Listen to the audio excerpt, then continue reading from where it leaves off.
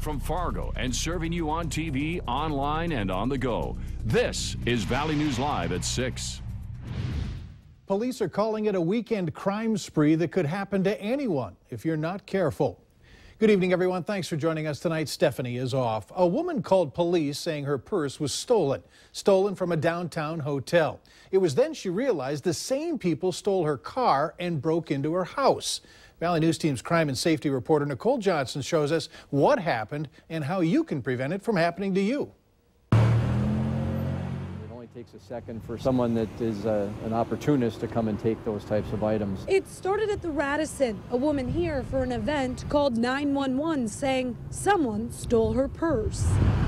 Then she walked over to the parking ramp where she left her car, realizing they took that too. We're not sure how they figured out which car was hers, but it's obvious that the suspects that stole the purse were able to find her car in that and thought a step further. She called her parents to have them check on her residence, and when they did, they realized the lights were all on and they were supposed to be off. Police say it was that quick thinking that helped them crack the case. They arrested 32-year-old Ashley Big Elke and 24-year-old Dustin Hendrickson just 2 blocks from the woman's home, driving that stolen car. These two are in jail facing charges. Police say they're still trying to figure out what, if anything, was stolen from the woman's home. We believe that the parents arriving when they did likely disrupted the burglary and the two suspects likely fled.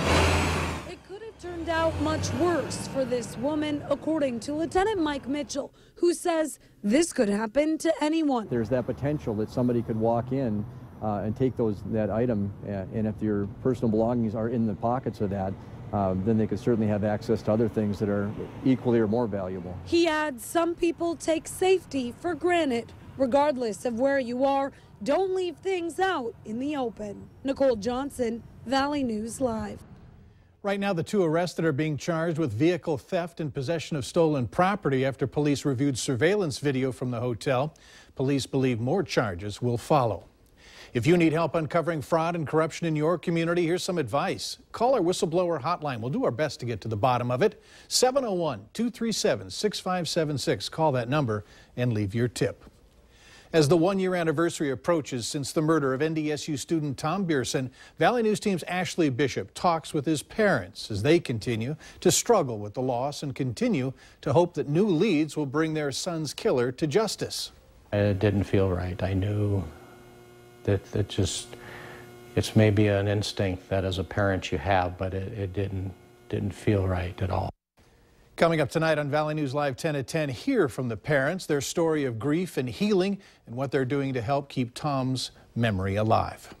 On to the weather scene now. Quiet and cool out there. Sure feeling a little more like, well, not spring, I was going to say like fall.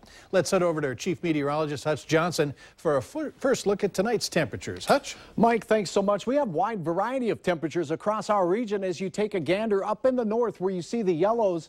We have upper 60s there, but mid to upper 80s just to the south. So quite a transition across the region. Many in our southern counties enjoying the milder air temperatures. We're at our high for the day in Fargo right now, 81 degrees. A few sprinkles in Roseau and Lake of the Wood counties are possible, although they won't be too wet. For this evening, light wind, just a few clouds and temperatures in the 70s all evening long. I have some hot weather to tell you about. We'll increase our rain chances as we go through the work week. I'll spell that out for you as well. A little hot weather and a little rain. That sounds like a pretty decent combination. Nice mixture. All right, thanks. A Dalton, Minnesota woman who's accused of stealing money from an Interstate 94 crash scene in June has pleaded not guilty. 42-year-old Tara Lindquist stands charged with misdemeanor theft. She was a first responder for the Dalton Fire Rescue Unit. Investigators say she admitted to taking $120 from the billfold of a victim from that deadly crash. 18-year-old Zach Kavalvag of Moorhead and his 14-year-old brother Connor died in the pickup rollover. 2 other teenagers were hurt in that accident. Investigators are still trying to determine the cause of an early morning fire in the Northern Valley. The fire was reported outside the Grand Forks Knights of Columbus Hall about 2 o'clock this morning. A couch in front of the building was on fire and the blaze spread to the exterior of the building. Crews were able to extinguish the fire before there was any damage caused inside. Two Fargo police administrators are still in the hunt for the department's top cop. Interim Chief Dave Todd and Lieutenant Joel Vettel, who heads up the Investigations Division, are among 4 finalists selected for the post. The other finalists are Robert Tyser of Colorado and Luis Soler of Texas. The interviews are set for the first week in October. Fargo Mayor Tim Mahoney says he'd like to see a new chief appointed by next month. 22 people initially applied for that job. Some educators are slamming new legislation that they say will only take away opportunities from Minnesota's best and brightest high school students. At issue are higher standards for college in the high school teachers. The new legislation would require high school teachers to have a master's degree if they're teaching college in the high school courses, classes that allow students to gain some college credits while still in high school. Crookston Superintendent Chris Bates tells us they've already had a tough time getting enough teachers, and that most with master's degrees in subjects like math just aren't going to teach at the high school level. If you've got a master's or a doctorate in mathematics, you're probably looking at teaching at the college level. Or a high-paying job in the corporate world. IBM or 3M, absolutely. I mean, people are crying out for those kind of people too. The new legislation is scheduled to take effect in 2017 unless it's changed or thrown out during the next legislative session. Kids are back in school on this Monday, and being bullied is almost every parent's fear. Mental health professionals say if a child is losing interest in school, getting anxious, or wants to skip, well, it could mean that there's a problem. The first step, they say, is to open up communication and talk with kids about what's going on. Listen to their stories and decide if action, like involving a teacher or principal, needs to happen.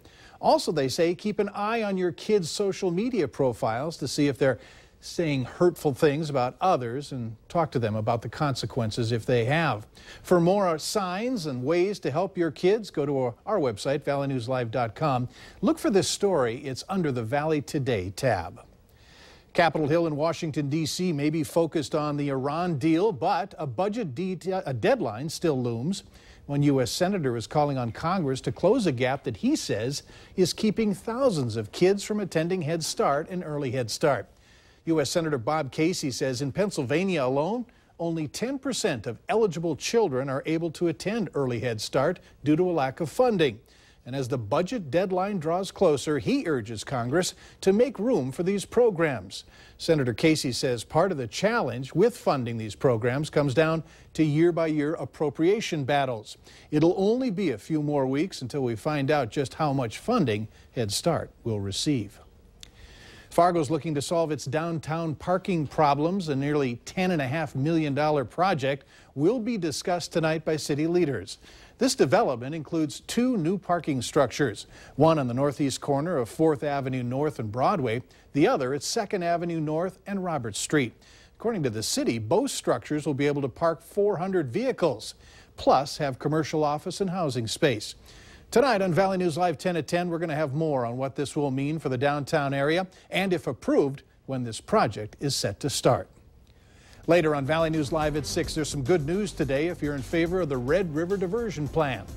Step outside and enjoy those 81 degrees in Fargo. We're at our high temperature. Up to the north, we had a high of 73, so it's cooler there. Details about your forecast for the week ahead are straight ahead.